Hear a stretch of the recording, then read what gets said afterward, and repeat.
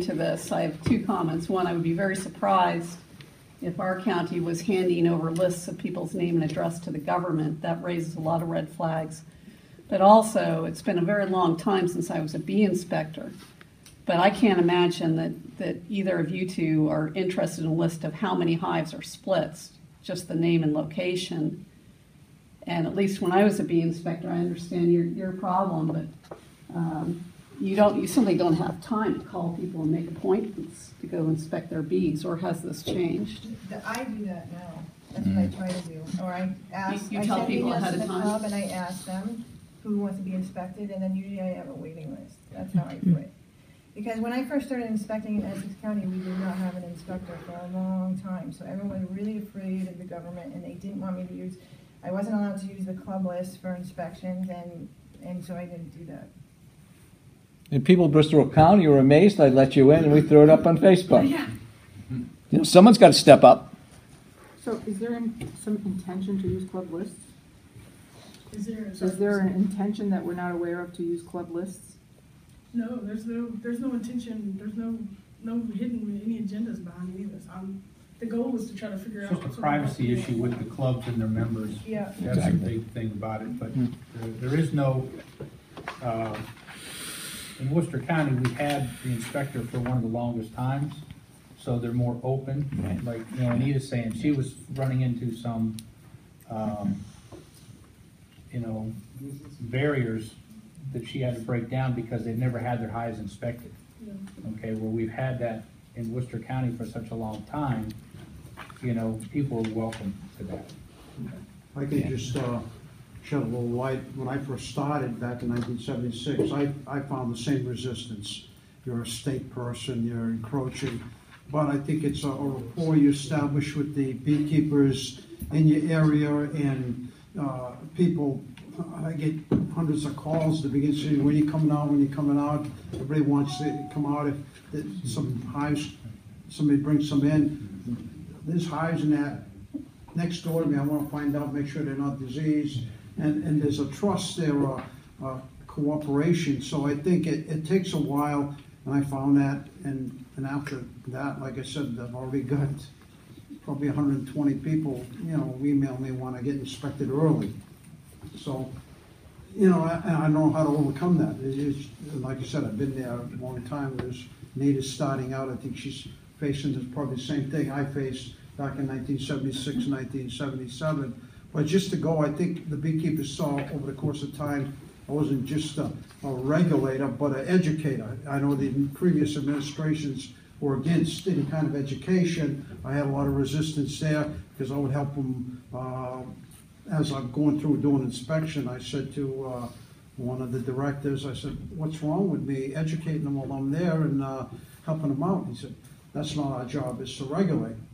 And I think I was right on the line, and but I continued, and I think that's what's much appreciated. And I think once beekeepers out there see you're out there to help them, you know, just you know, not a Gestapo, I'm coming to look to burn your bees, or you know, and monetary fines or anything like that. Right, and I think that's something maybe beekeepers got to be be introduced to a new bee inspector and said, look, they're here to help you, and bring across that we're here to help you, educate you. It's not just to, you know, it's for the good of all beekeepers. And so let's go Chris and then Ed and yeah. So one thing that we have to kind of focus in on here is that Governor Baker's executive order is to reduce regulation and reduce burden. We need to kind of focus in on what we're doing and go in that direction. As many folks here have commented, you know, adding in mandatory registrations and fees and all these types of things only take beekeepers away from being involved. That's not the right way to go, okay? The purpose of the apiary regulations is to promote health of bees. That's our goal. That's what we're trying to accomplish here.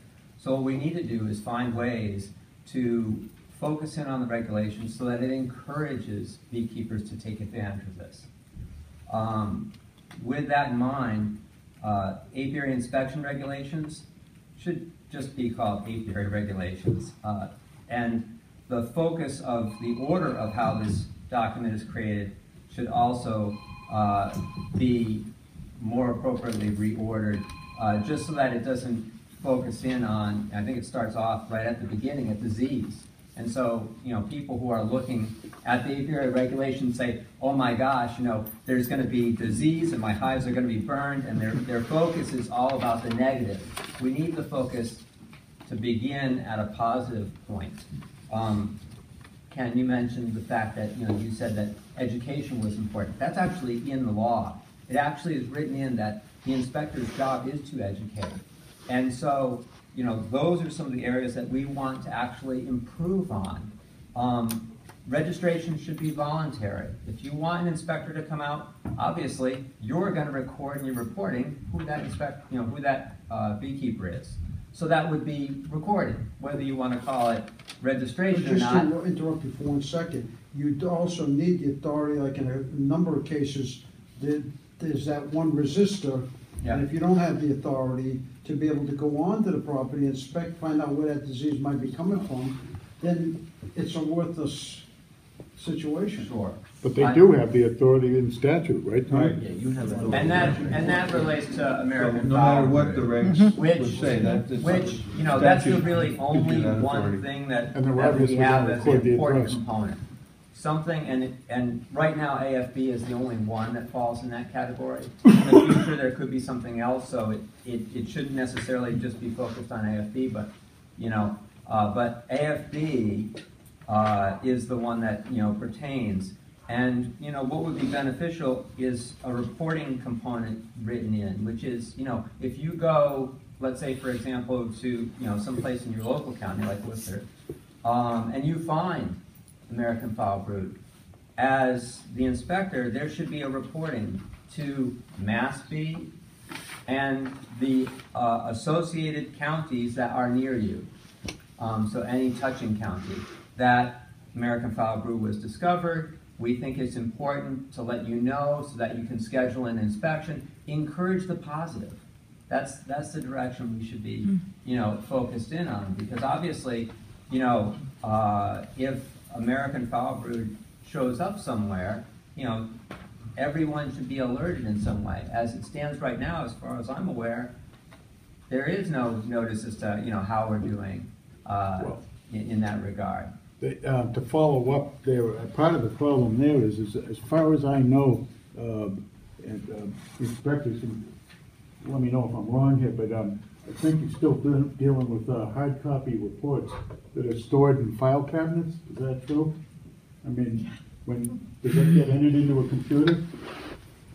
These guys should have tablets on site when they do this stuff, and if they're out of so that they can record it at least locally on the tablet and then upload it to a computer, and then they'd be able to slice and dice the data infinite numbers of ways so that they could get metrics on whether there's a trend on American foul brood in a particular area. This has nothing to do with regulation, and I'm going off topic a little bit. I think as a follow-up to what he's saying, that would certainly help matters. Let me real quick, we'll get in the back of the head. Yeah, and Carl, I just want to give an example, and Ken's actually is one of the exhibits for this, but it's an anecdotal story. We've all got anecdotal stories. But about 8 years ago, I had a hive that had American foul brood. It was a swarm. It ended up getting sick. It ended up having American foul brood. Ken came in. Now I'm a member, and I was a member then in Norfolk County Beekeepers. I notified the membership. I notified everybody that I knew within about 3-4 miles. We set people up for inspections. But I also knew people that were not part of Norfolk County Beekeepers. And there was one guy who, he's had bees since the 70s, and his economic rationale every year is he gets new packages because his hives die every year. He gets new packages, he puts the packages into his same old equipment. At the end of the year, he makes enough from his honey that he doesn't take care of the bees over winter. They die. Next year, again, he's ahead. Every year, he comes out ahead financially. Doesn't give a damn about his bees. Now, he wouldn't, I was the vice president of Norfolk County at that point, but he wouldn't let me come near his hives. He had a real issue with me. When Ken went on, I couldn't go with him, but Ken came back and said he'd never seen hives. The equipment was just in awful condition. Every mite disease you could think of was just throughout these hives. This guy is the typhoid Mary of the town of Norfolk. I mean, this guy's, if his hives are sick, everybody in 3 miles is sick. He's not a part of an organization. He doesn't want you coming on his property.